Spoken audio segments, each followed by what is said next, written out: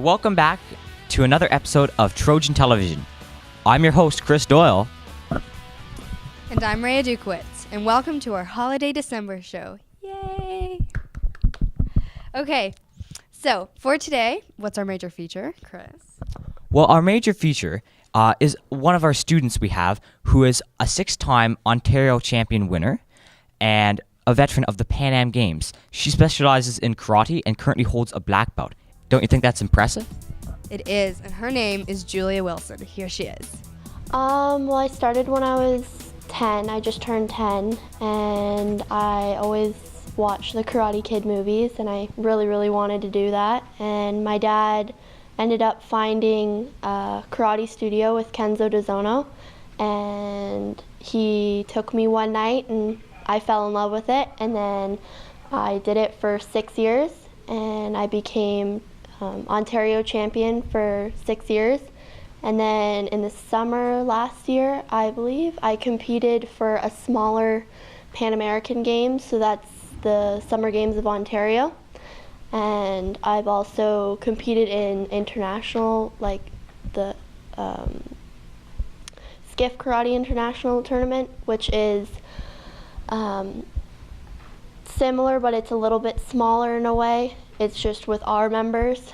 And then I also flew to Vancouver, and I competed in the National Canadian Championships, and I took 5th place for Kumite, which is fighting. There was a lot of competitions. I have over 45 gold medals. Whenever I competed, I felt really nervous, but then I felt really good because I did know a lot of the competitors from previous workshops that I went and helped teach with my sensei. So I felt very comfortable, but I also felt like I could dominate everyone else. But I've always had the attitude where you have to be humble, and even before you step in the ring, you can be friends with them and make acquaintances, but once you step on the mats, it's game over. You learn a lot, and you got to meet new people and work on your skills, and it was great. Well, my next interest right now is MMA. I did kickboxing and boxing, and I'm going to be currently doing BJJ, which is Brazilian Jiu-Jitsu. I've been doing Muay Thai currently. I just got out of a recent tournament. I came 2nd overall, which is really good because I haven't stepped in a ring for a long time. And right now I'm just waiting to hear back for some more competitions. My daily routine for fighting is on Mondays, it's always sparring. So once I get in the club, grab a skipping rope and then just skip for a few minutes for at least 3 rounds, which is 10 minutes. And then I just wrap up and grab a partner and I start sparring.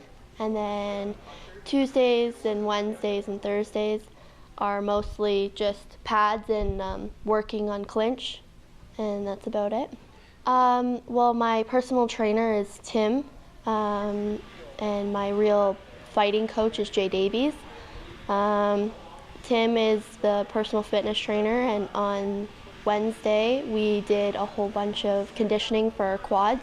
So if you're in competition, you have to be in top shape, and we worked on areas for your abs and your obliques. And it's very important to have strong quads, especially in Muay Thai, because you're constantly getting kicked in the shins and the upper thigh, and when you eat the kicks, because not all the time you can check them, it doesn't hurt as much. So strong quads and thighs and everything is great for this kind of sport. And some of the exercises that we were asked were wall sits. So the typical wall sit, you just sit in a chair-like position against the wall, but we had to add weights, which makes it a lot harder. And then box jumps, we ran through a few of those in the obstacle course, and that's about it. My least favorite, probably the treadmill, especially after the wall sits with the weights. That's killer. But my favorite one is probably the box jumps. It's just a lot easier on the legs as the other ones are. Definitely the sport is mostly dominated by men, which is kind of sad because a lot of girls are really talented in this sport, and I've met a few of them. I mostly train with men though. I feel a little bit more obligated to work harder because some of the guys are bigger than me, but I love the challenge. I know the one guy that I fight with, Omar, he's gone into multiple weight divisions for competitions, and he helps me all the time with straight boxing. A few people I'd love to acknowledge is Jay Davies and Tim, especially. Those two are like my second dads. I pretty much eat, sleep, and breathe with them pretty much. Always around the club, they always inspire me to do really good in school, and they motivate me to do better every day. And another influential person would be my papa, because when he was younger, he was a little bit of a boxer himself, and he recently lost his leg, and he's still fighting to continue going, so he's definitely one of my number one influential people in my life. Don't let the politics get in the way. Doesn't matter what gender you are, being a girl and being amazing at a sport like MMA it's spectacular. You can make history in this sport, and don't let boys get in the way of anything, and be you and be happy with who you are and what you do. So Julia is amazing, and she's inspirational, and I think we both got a little scared there. Yeah. So what's up next? Well, next up, we've talked to some of the organizers of our recent Avenue M Moira Arts Night, both behind the scenes and on stage. I was one of the music heads for the student department, and we held auditions, and we put up the sign-up sheets and tried to advertise it as much as we could, and just tried to get people interested in it. We chose the theme Time Warp because it's the last Avenue M because of the schools merging, and we tried to bring back some of the old themes that we used, and I think it went really well. I do a lot of lip trills and voice trills, and I drink a lot of tea. Well, we were painting a mural. I wasn't a big part of that because I was part of the music department, but I know that it was a lot of work, a lot of planning, and a lot of staying after school and at lunch. And the kids that did that, kudos to them because it was a lot of work.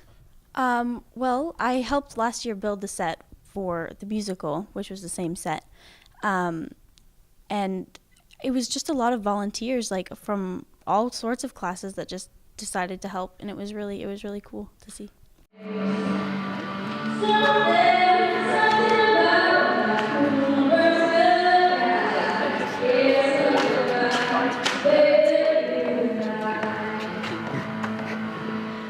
I was one of the music heads, so I was in charge of like the acts that were going on and auditioning people, and I just helped things run behind the stage and helped with the painting. I was just like behind the scenes with a lot of stuff.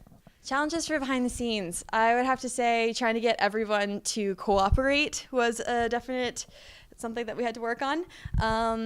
What else? We had to try to make sure that everyone was in order and people like changing their songs last minute, or trying to get like costume pieces, making sure people don't lose them. That was a challenge, but overall it turned out pretty well.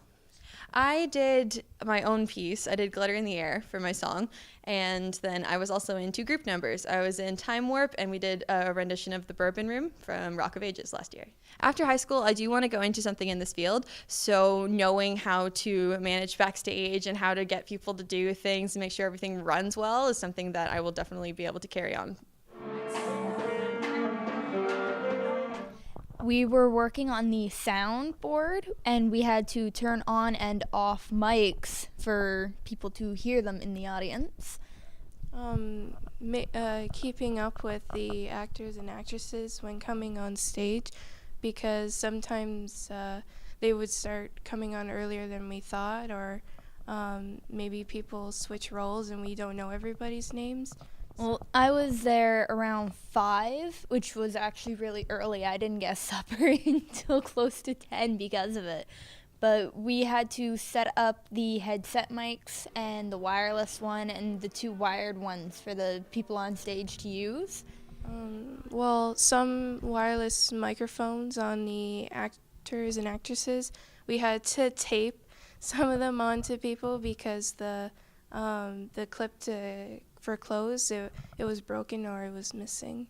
The performance looked awesome. The actors were great. Makeup and lighting was awesome. I had 2 roles in Avenue M. My one role was that I was just a dancer for the Rock of Ages skit, and then I was also stage manager for the whole production. They both went really well. The stage manager job got given to me kind of at the last minute, like the day before. So it was a lot of rushing, but I think they both went really well. It was really fun. I do love stage managing, though, I realized from doing that. Making sure everyone's where they need to be when they need to be there, and then making sure everyone's quiet backstage and out of the lines where people can see them. And one challenge I know is like just probably with like the school, our walkie-talkie is not the best. They were hard to hear out of and wouldn't work sometimes.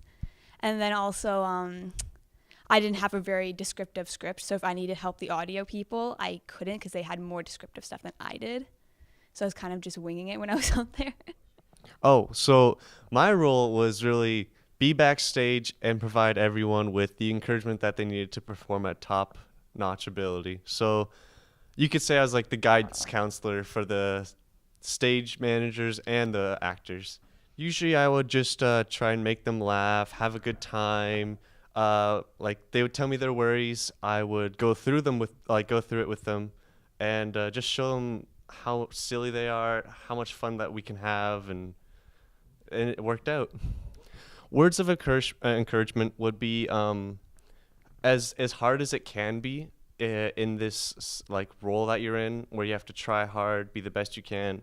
It's the most important thing is to be who you are. So if you are that nerd who really likes Star Wars, or the football like tough guy who really just likes working out, just be you and be who you are, and you'll have fun no matter what.